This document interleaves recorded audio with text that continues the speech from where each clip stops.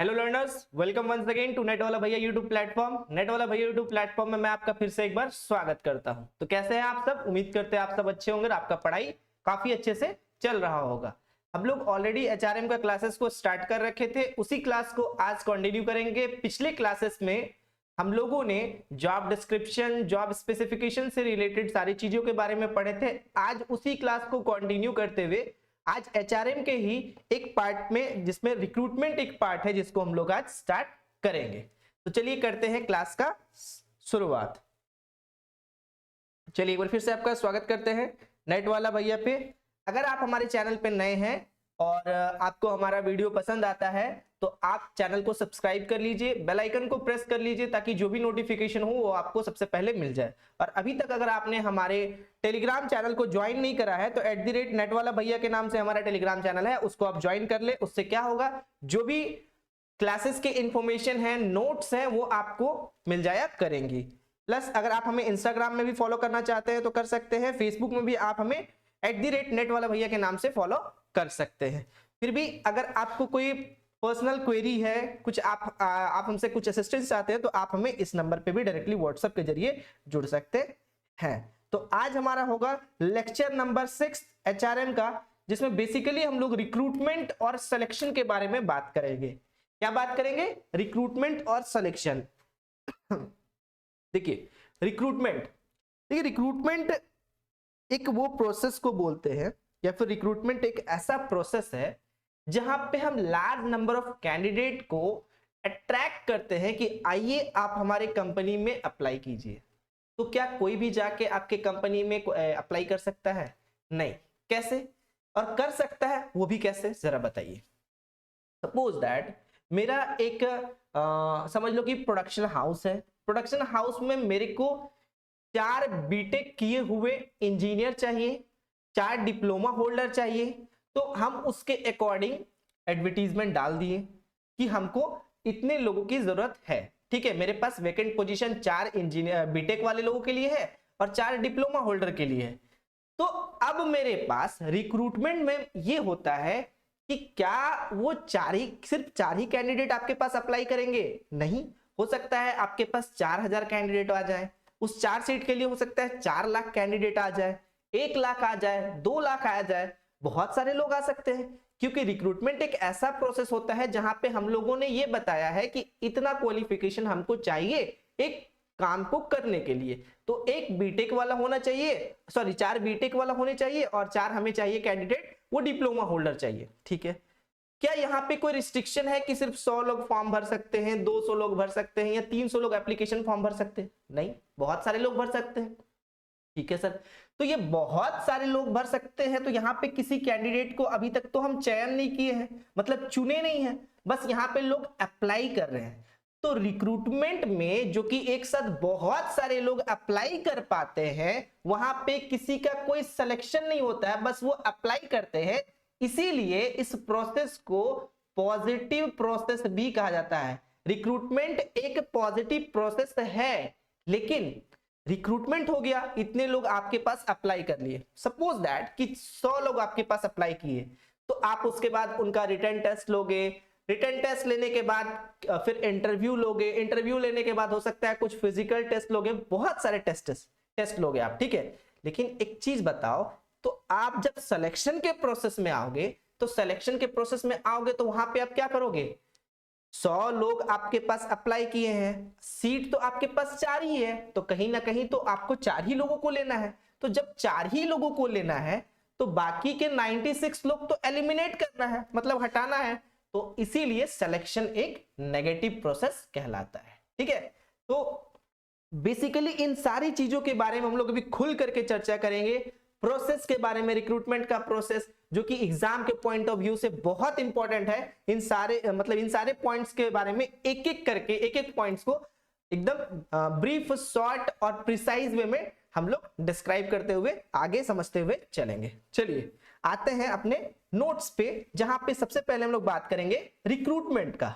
Recruitment, देखिए, recruitment is a process of identifying, screening, shortlisting and hiring the potential resources for filling up the vacant position in an organization. Potential resources मतलब क्या, कोई resource, कोयला वोयला का बात कर रहा है, कोई मिनरल्स का बात कर रहा है, नहीं, यहाँ पे ह्यूमन रिसोर्स के बारे में बात किया जा रहा है कि मेरे पास बहुत सारे लोग आए, उन सारे लोगों में से जो जरूरत के लोग हैं उनको आइडेंटिफाई करना, आइडेंटिफाई करने के बाद फिर उनको स्क्रीनिंग, मतलब कह सकते हैं छोटे छोटे ग्रुप में बांट दो, ग्रुप में बांटने के बाद फिर शॉर्टलिस्ट करो कि इस ग्रुप से कौन हमें कैंडिडेट चाहिए, फिर शॉर्टलिस्ट करने के बाद फिर उनको हायर करो। तो ये सारे प्रोसेस को जो अभी हम लोग पढ़ेंगे उसी प्रोसेस में हम लोग, मतलब रिक्रूटमेंट प्रोसेस में इन सारी चीजों के बारे में भी हम लोग एक एक करके पढ़ेंगे। So the core function of the human resource management HRM is recruitment is the process of choosing the right person for the right position and at the right time।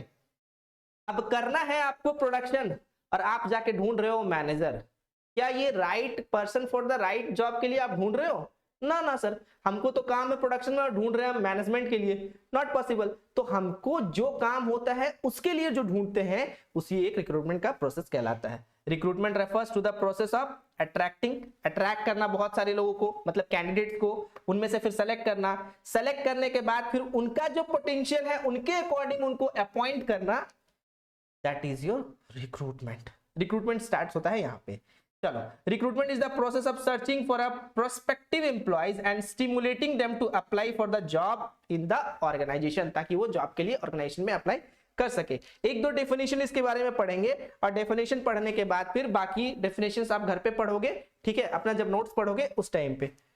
सबसे पहला डेफिनेशन जो है एडविन बी फ्लिपो के द्वारा दिया गया हुआ है। उन्होंने कहा है कि रिक्रूटमेंट एक प्रोसेस है of searching for prospective employees and stimulating them to apply the jobs in the organisation. I think इसी पॉइंट को अभी हम लोग यहाँ पे पढ़े थे। Recruitment is the process of searching for a prospective. तो देखो कभी कभी क्या होता है ना, मीनिंग भी सेम हो जाता है एज अ डेफिनेशन। तो यही मीनिंग का जो हम लोग एक पॉइंट डाले हुए थे, तो वो पॉइंट को कहां से उठा के डालते हैं? डेफिनेशन से, ताकि अगर वो मीनिंग आप समझ जाओ, ठीक है। तो जब आप डेफिनेशन देखो, कभी कभी क्या होता है ना, एग्जाम में पर्सनल एक्सपीरियंस बता रहे हैं कि एक स्टेटमेंट दे दिया जाएगा, अब पूछ लिया जाएगा कि ये स्टेटमेंट किनके द्वारा दिया गया है, और ये मोस्टली होता है मार्केटिंग में या फिर एचआरएम में, ज्यादातर ये देखा जाता है, ठीक है। तो थोड़ा याद रखना ये भी जरूरी है। हाँ, ये तो वही बात हो गई कि अंधेरे में तीर चलाने वाली बात होगी, बट पीवाईक्यूज से हम लोग जब नोट्स को थोड़ा बहुत चेंजेस करते हैं तो पीवाईक्यूज के अकॉर्डिंग नोट्स को लाते हैं, तो उससे काफी बेनिफिट साबित होता है। कभी कभी हो जाता है ऐसा कि नोट्स वाला ही चीजों को उठा के वहां पे दे दिया जाता है। 2 ही क्वेश्चन दिया गया है, लेकिन वो 2 क्वेश्चन आपका 4 मार्क्स के लिए होता है, वो 4 मार्क्स आपके जेआरएफ को रोक सकता है, ठीक है। चलिए, चलो उसके बाद आते हैं हम लोग आज के रिक्रूटमेंट के प्रोसेस को, जो कि आज के समझ लो कि ये स्टार है आज का।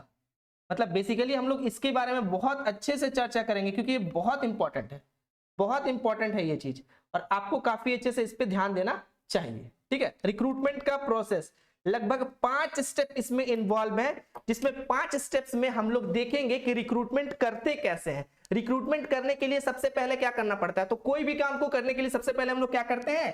प्लानिंग करते हैं। तो यहाँ पे रिक्रूटमेंट से रिगार्डिंग प्लानिंग करेंगे, इसलिए इस प्लानिंग को कहा जाएगा रिक्रूटमेंट प्लानिंग। रिक्रूटमेंट प्लानिंग के तहत हम लोग ये करेंगे रिक्रूटमेंट करना कैसे है, क्या क्या चीजों के बारे में ध्यान रखना है, क्या कंडीशंस होने वाले हैं, क्या हमारे जो एम्प्लॉयज जो हम लोग यहाँ पे हायर करेंगे वो टेम्पररी बेसिस पे होंगे या परमानेंट बेसिस पे होंगे, ठीक है। तो ये रिक्रूटमेंट प्लानिंग जो होता है, अगर वो सही अच्छे से हो जाए तो इंप्लीमेंटेशन करने वक्त परेशानी नहीं होगा। लेकिन अगर प्लानिंग में ही गड़बड़ है, फर्स्ट स्टेज में ही गड़बड़ करते हैं, तो वो लास्ट स्टेज तक आपको रिजल्ट अच्छा नहीं मिलेगा, ठीक है। चलिए, the first step involve in the recruitment process is planning.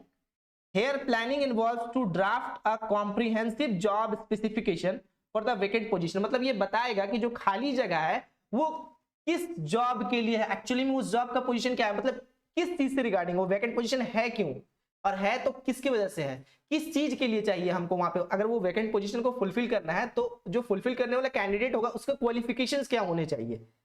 तो outlining its major and minor responsibilities, इन सारे रेस्पॉन्सिबिलिटीज के बारे में बताना, उसके स्किल्स के बारे में, क्या स्किल्स उसके अंदर होने चाहिए, बंदा एक्सपीरियंस होना चाहिए या फ्रेशर्स चलेगा, क्वालिफिकेशन क्या होना चाहिए, किस ग्रेड किस लेवल पे हमको, किस ग्रेड और किस लेवल का पे करेंगे, मतलब कि 7th पे स्केल होता है और भी बहुत सारा ग्रेड पे होता है, उन सारे लेवल पे देखना होगा कि क्या जो क्वालिफिकेशन है उसके अकॉर्डिंग उसको ग्रेड पे मिल रहा है या नहीं मिल रहा है, डेट कब स्टार्ट होगा, टेम्पररी बेसिस पे होगा या परमानेंट बेसिस पे होगा, कंडीशंस क्या होंगे, वो सारी चीज मेंशन होंगे किसमें, रिक्रूटमेंट के प्लानिंग में। ठीक है, नेक्स्ट, अब एक बार जब आपने प्लानिंग कर लिया तो दूसरा जो काम है वो स्ट्रेटेजी को डेवलप करना।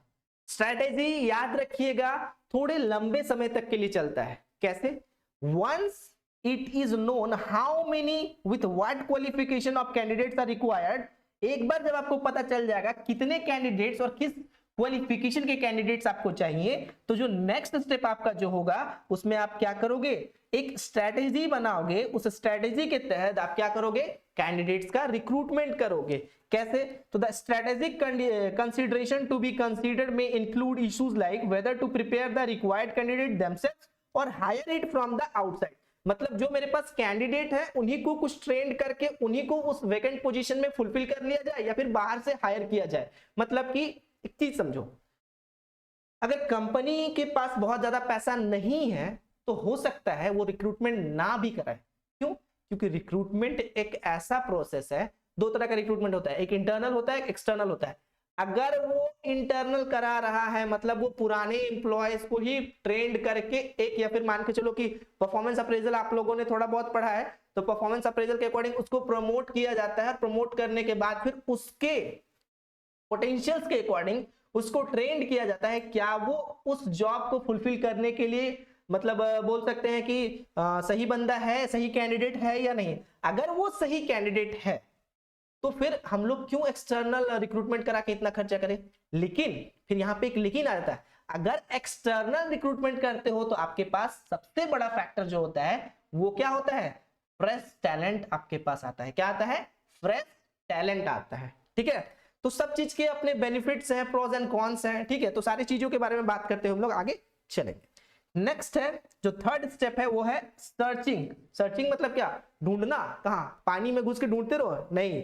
This step involves attracting job seekers to the organisation. There are broadly two sources to attract the candidates, जो आपको अभी बताया, एक इंटरनल सोर्स और एक एक्सटर्नल सोर्स। इंटरनल सोर्स वही प्रमोशन दे करके, जॉब रोटेट करके, मतलब जो ऑलरेडी एम्प्लॉय हैं उन्हीं से वैकेंट पोजीशन को ऑलरेडी मतलब प्रमोट करके, रोटेट करके कह सकते हैं कि पोजीशन को फुलफिल करना या फिर वैकेंट पोजीशन को भरना। लेकिन एक्सटर्नल सोर्सेस में हम लोग क्या करते हैं, कैंपस सिलेक्शन करते हैं। ठीक है, एम्प्लॉयमेंट एक्सचेंज से इंफॉर्मेशन निकालते हैं, कंसल्टेंसी से कॉन्टैक्ट करते हैं, या कॉन्ट्रैक्चुअल बेसिस पे आते हैं, या कैजुअल लेबरर्स आते हैं। तो इन सारी चीजों के बारे में भी हम लोग नीचे में अच्छे से पढ़ेंगे, इंटरनल सोर्स और एक्सटर्नल सोर्स के बारे में। अभी बस एक प्रोसेस को समझें। नेक्स्ट आपका जो प्रोसेस आता है वो है आपका स्क्रीनिंग। ये काफी से समझेंगे। Though some view screening as the starting point of the selection, selection का जो starting point होता है वो क्या होता है आपका? screening होता है। कैसे? We have considered it as an integral part of the recruitment. The reason for being a selection process starts only after the application have been screened and shortlisted. एक बार जब एप्लीकेशन रिसीव होता है, receive होने के बाद फिर देखा जाता है कि जैसे कि मान के चलो कि हमको एक चीज समझ लो कि अगर एक पर्टिकुलर जॉब के लिए हमको इतने क्वालिफिकेशन के लोग चाहिए थे, ठीक है, लेकिन अगर उनसे हाईली क्वालिफाइड लोग अगर उस जॉब को अप्लाई किए तो सबसे पहले आप किनको प्राथमिकता दोगे? तो आपका जो पहला प्राथमिकता होता है वो उनको दोगे जो लोग क्या, जो लोगों का qualification as comparison to the जो और भी एप्लीकेशन आपके पास पड़े हैं जिनका बहुत ज्यादा एक्सपीरियंस होगा या फिर जो समझ लो कि उनसे ज्यादा उनका क्वालिफिकेशन होगा, आप पहले उनको चुनोगे। That is known as screening. मतलब सारे को तो नहीं चुन लोगे, ठीक है। उसके बाद जैसे कि एग्जांपल ले लो, in an university applications are invited for filling the post of the professor. Professor के पोस्ट के लिए एप्लीकेशन निकाला गया। Application received in response to the invitation that is advertisement is screened and shortlisted. सारे मतलब applicants जो भेजे, तो हाँ, एप्लीकेंट्स का मतलब जो भी एप्लीकेशन था उसको देखने के बाद उससे शॉर्टलिस्ट किया गया। शॉर्टलिस्ट करने के बाद फिर उनको इंटरव्यू के लिए बुलाया गया। इंटरव्यू के बाद भी कुछ लोगों को छांटा गया होगा, स्क्रूटनाइज किया गया होगा, उसके बाद फिर कुछ लोगों को बुलाया गया, ठीक है। मतलब जॉब को ऑफर किया गया होगा। फिर वही प्लेसमेंट ओरिएंटेशन आगे चलते रहेगा, ठीक है। चलिए आगे है और लास्ट है आपका evaluation and control. Evaluation and control, evaluation मतलब कि अगर आप एक जॉब जो पोजीशन को आप फुलफिल किए हो, वैकेंट पोजीशन को, क्या वो उस काम को कर पा रहा है, या फिर आपका जो प्लानिंग का जो प्रोसेस था क्या उसमें कुछ चेंजेस करने का जरूरत है। तो वो इसी पॉइंट पे हम लोग देखते हैं evaluation and control means given the considerable cost involve in the recruitment process, it's evaluation and control is therefore imperative. जैसे कि सैलरी कितना होना चाहिए रिक्रूटर्स का, ये सभी तो ध्यान देना होगा आपको, प्लस क्या कॉस्ट इन्वॉल्व है रिक्रूटमेंट के टाइम पे, क्या टाइम इन्वॉल्व है, एडवर्टीजमेंट पे कितना पैसा खर्च हुआ, एडमिनिस्ट्रेशन का एक्सपेंस आपको कितना लग गया, आउटसोर्सिंग करने के टाइम पे जो वैकेंट पोजीशन को फुलफिल कर रहे थे उसमें कितना कॉस्ट लगा, फिर cost incurred in recruiting unsuitable candidates. कभी कभी ऐसा भी होता है कि कॉस्ट भी लग गया और आपके पास जो सुटेबल कैंडिडेट्स थे वो भी नहीं मिल पाए, तो वो भी कॉस्ट आपका बेकार होता है। तो ये सारी चीजों को इवेल्युएट करके कंट्रोल करने का कोशिश करना चाहिए, क्योंकि आगे चल के फिर ये गलती ना हो। ठीक है, तो ये रिक्रूटमेंट के 5 प्रोसेस हैं, जिसमें सबसे पहला था recruitment planning, strategy development, searching, screening and evaluation and control. ठीक है, ये थे आपके 5 प्रोसेस। अब देखिए हम लोगों ने बात किया था सोर्सेस ऑफ रिक्रूटमेंट। जैसा कि आपको बताए थे 2 सोर्स ऑफ रिक्रूटमेंट होगा, एक होगा आपका इंटरनल, एक होगा आपका एक्सटर्नल। इंटरनल मतलब जो ऑलरेडी एम्प्लॉयज आपके पास काम कर रहे हैं उन्हीं को प्रमोट करके, या फिर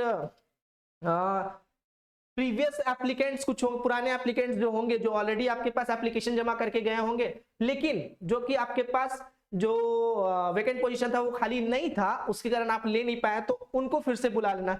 या फिर कुछ ऐसे कैंडिडेट जो आपके पास काम कर रहे थे, रिटायरमेंट ले लिए थे, बट फिर भी अगर आपको जरूरत पड़ रहा है तो आप उनको हायर कर ले रहे हो, तो ये सारी चीज हो जाएंगे आपके इंटरनल सोर्सेस, जिसको हम लोग बोलेंगे फॉर्मर एम्प्लॉयज। ठीक है, और एक्सटर्नल सोर्सेस में अगर हम लोग बात करेंगे तो एडवर्टीजमेंट के जरिए, कैंपस रिक्रूटमेंट के जरिए, जैसे एमबीए लोग करके कैंपस सिलेक्शन होता है तो वो हो जाएगा आपका campus recruitment. E recruitment online application form भर करके जो आज के टाइम पे काफी चलता है। एम्प्लॉयमेंट एक्सचेंज से इंफॉर्मेशन इकट्ठा करके फिर वहां से एम्प्लॉयमेंट एक्सचेंज में जाकर के आप क्या करोगे, अपना एम्प्लॉयमेंट एक्सचेंज में जाकर के आप भर दोगे कि भाई मैं बेरोजगार हूं, मेरा ये डिग्री है, अगर कोई कंपनी आती है तो प्लीज मेरे को रेफर करना। तो एम्प्लॉयमेंट एक्सचेंज में जब वो कंपनी आई तो वो रेफर कर दी आपको, तो फिर आपको वहां से कॉल आ गया, अगर आप सुटेबल कैंडिडेट हो तो आपको चुन लिया। Next, work in and write in, ये थोड़ा सा इंटरेस्टिंग पार्ट है, इसको जब हम लोग वहां जाएंगे तब पढ़ेंगे। फिर कॉन्ट्रैक्ट्स, कॉन्ट्रैक्ट बेसिस पे हम लोग जाते हैं। एक्विजिशन एंड मर्जर, जब मिल जाते हैं 2 companies. Personal professional association, group of the professionals. उसके बाद फिर अच्छा एक ही पॉइंट हो गया है, acquisition and merger, merger acquisition के बारे में देखते हैं। एक्विजिशन मतलब होता है जब कोई एक कंपनी दूसरे कंपनी को एक्वायर कर लेती है।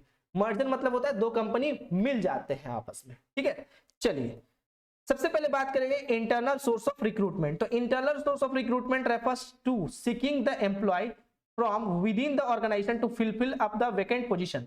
वैकेंट पोजीशन को भरने के लिए many companies consider internal recruitment as a great opinion and the cost effective. ये क्या होता है आपका, कॉस्ट इफेक्टिव होता है, क्योंकि पुराने एम्प्लॉयज को ही जब आप लेते हो तो वो काफी कॉस्ट इफेक्टिव माना जाता है। रिक्रूटमेंट का पैसा जो भी 5 खर्च दिखाया, cost of the recruiters, outside में ये मतलब हम लोग ये अभी 5 जो पढ़े, कॉस्ट जो इनकर होता है, या फिर कभी कभी कॉस्ट इसमें भी इनकर हो जाता है कि सुटेबल कैंडिडेट मिले नहीं तो अनसुटेबल कैंडिडेट को लेकर के कोई फायदा नहीं है, तो उसके कारण पैसा खर्च हुआ लेकिन कुछ मिला नहीं।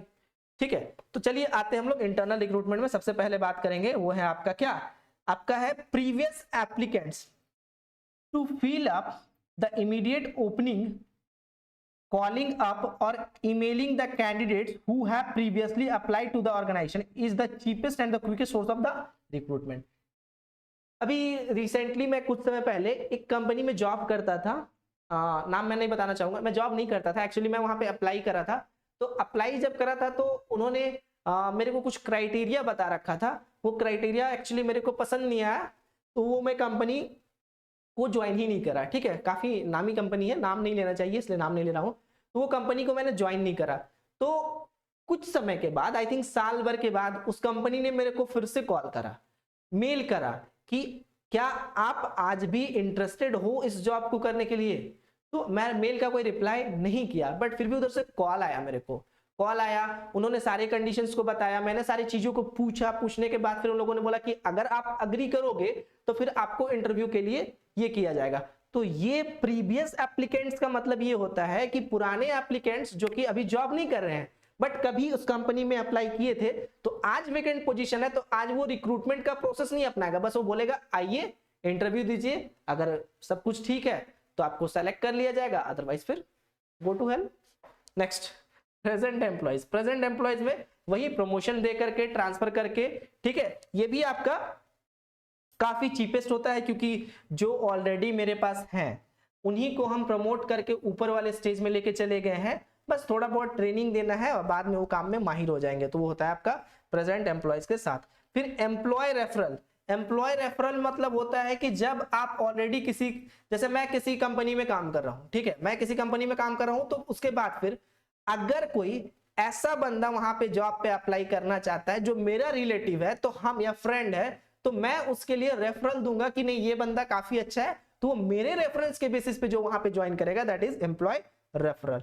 लास्ट में फॉर्मर एम्प्लॉयज। फॉर्मर एम्प्लॉयज का मतलब वो एम्प्लॉयज होते हैं जो एम्प्लॉय ऑलरेडी रिटायर हो चुके हैं, रिटायर होने के बाद भी अपना सेवा देना चाहते हैं, तो उनसे कांटेक्ट करके उन्हीं से फिर काम करवाया जाता है, तो उन्हीं को फिर ले लिया जाता है, that is known as former employees को फिर से काम पे रख लेना, तो वो भी एक इंटरनल रिक्रूटमेंट का पार्ट है।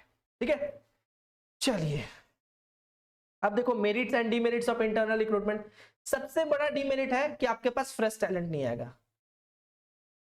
डीमेरिट है, सबसे बड़ा डीमेरिट है कि आपके पास फ्रेश टैलेंट नहीं आएगा, और सबसे बड़ा मेरिट है कि आपके जो एम्प्लॉयज होंगे उनका मोटिवेशन बना रहेगा कि अगर हम इस कंपनी में अच्छे से काम करेंगे तो मेरे को अगला बार जब जॉब पोजीशन खाली होगा तो मेरे को भी उस जगह पे डाल दिया जाएगा। कितना बड़ा मोटिवेशन, अब इस कंपनी के लिए हम बहुत अच्छे से काम करना चाहेंगे। नेक्स्ट, एम्प्लॉय का लॉयलिटी। एम्प्लॉयज का लॉयलिटी भी देखने को मिलेगा, वो मन से काम करेंगे आगे बढ़ने के लिए। Cost effectiveness. कॉस्ट इफेक्टिवनेस कैसे, रिक्रूटमेंट कराना ही नहीं है भैया, तो जब रिक्रूटमेंट होगा ही नहीं तो कॉस्ट कहां से इनकर हो रहा है। रिक्रूटर का जरूरत नहीं है, कहीं जाके हाँ कोई कैंपस वैंपस कुछ करना नहीं है तो मतलब ही नहीं है।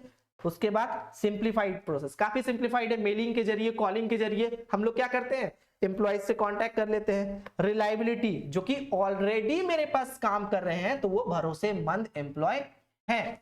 Last, time saving, cost saving as well as time saving, क्योंकि कोई रिक्रूटमेंट नहीं होता है। जनरली आप देखोगे जब बहाली किया जाता है, रिक्रूटमेंट किया जाता है, तो 6-6 महीना, साल भर, 2-2 साल भर टाइम लग जाता है। खासकर एसएससी वालों में ये सब आप देखते होंगे और समझे होंगे, क्योंकि ऐसा नहीं है इंडिया में कोई ऐसा बच्चा नहीं होगा कि जो एसएससी का एग्जाम नहीं दिया। बहुत कम बच्चे ऐसे होते हैं जो कि स्टार्टिंग से ही प्रोफेशनल लाइन को चुन लेते हैं। ठीक है, demerits, lack of fresh talent, क्योंकि पुराने ही एम्प्लॉयज आपके पास आ रहे हैं। इनकरेज फेवरेटिज्म, अगर कोई मैनेजमेंट का फेवरेट है और उसी को मिल गया तो फिर तो फेवरेटिज्म का काम तमाम। लिमिटेड स्कोप, इसका स्कोप काफी लिमिटेड होता है। क्यों, क्योंकि इंटरनल को ये इंटरनल एम्प्लॉयज पहले से जो है उन्हीं को आप ये कर रहे हो। लास्ट में रेजेस कॉन्फ्लिक्ट, कॉन्फ्लिक्ट भी रेज करता है कि अगर किस तरीके से, अगर सेम लेवल के 2 एम्प्लॉय काम कर रहे हैं, वो भी उतना ही काम कर रहा है, वो भी उतना ही काम कर रहा है, तो इसका मतलब अगर इनकरेज करने का मतलब कि आप एक को तो इनकरेज कर दिए लेकिन दूसरे को तो कहीं ना कहीं आप डिस्करेज कर दिए, वो तो बोलेगा हम छोड़ के जा रहे हैं। ठीक है, तो ये होता है हमारा इंटरनल रिक्रूटमेंट। अब आते हैं एक्सटर्नल रिक्रूटमेंट। एक्सटर्नल रिक्रूटमेंट क्या होता है? External recruitment refers to the signify the hiring those employees who have never been associated with the organization before, मतलब वो आज से पहले ऑर्गेनाइजेशन में कभी भी नहीं आए थे। The organization need to include new fresh talent to become successful and to survive in the competition, क्योंकि आज का टाइम कंपटीशन का है, कंपटीशन में सरवाइव करने के लिए आपको बेसिक नॉलेज से लेकर के फ्रेश नॉलेज हर कुछ आपके पास होना चाहिए। आपके स्किल्स दूसरे से थोड़े बहुत अलग होने चाहिए, डिफरेंशिएटेड होने चाहिए, तभी जाकर के आप एक सुटेबल कैंडिडेट बन पाओगे।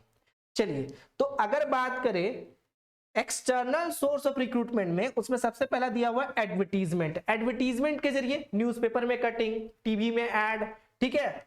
उसके अलावा आज के टाइम पे इंटरनेट, तो द ऑर्गेनाइजेशन एडवर्टाइज, ट्विटर वगैरह सब तो एडवर्टीजमेंट का ही जरिया है आजकल, तो हम लोग वहां से भी देख लेते हैं, ट्विटर हैंडल से देख लेते हैं। तो job openings in the newspaper, media, company, bulletin, social networking sites, तो सोशल नेटवर्किंग साइट्स भी आपका आ जाएगा इसमें, जैसे कि फेसबुक, लिंक्डइन, ट्विटर, ये सब, या फिर जॉब पोर्टल्स कोई उनसे रिलेटेड होंगे। So next, campus recruitment, campus में जा करके रिक्रूट करना कि हाँ ये, जैसे कि एमबीए में जब फाइनल ईयर में रहते हैं, फाइनल ईयर का एग्जाम दिए हुए रहते हैं, रिजल्ट भी नहीं आया हुआ रहता है, और उन बच्चों का क्या होता है, कैंपस सिलेक्शन होता है प्रीवियस 3 सेमेस्टर के एग्जाम को देख करके कि हाँ ये बच्चा अच्छा किया है तो आगे चलकर अच्छा करेगा। इसका कैंपस सिलेक्शन अगर मतलब कि उसी कैंपस में वो लोग एक छोटा मतलब थोड़ा बहुत एग्जाम देते हैं, रिटन एग्जाम को क्वालिफाई करने के बाद फिर वो लोग को इंटरव्यू में वहीं पे करवाया जाता है। That is external recruitment. E recruitment मतलब जहां पे electronic screening of the candidates, online skill test, online profile check, सारा इंटरव्यू से लेकर हर कुछ ऑनलाइन जो किया जाता है, that is e recruitment. Next employment exchange.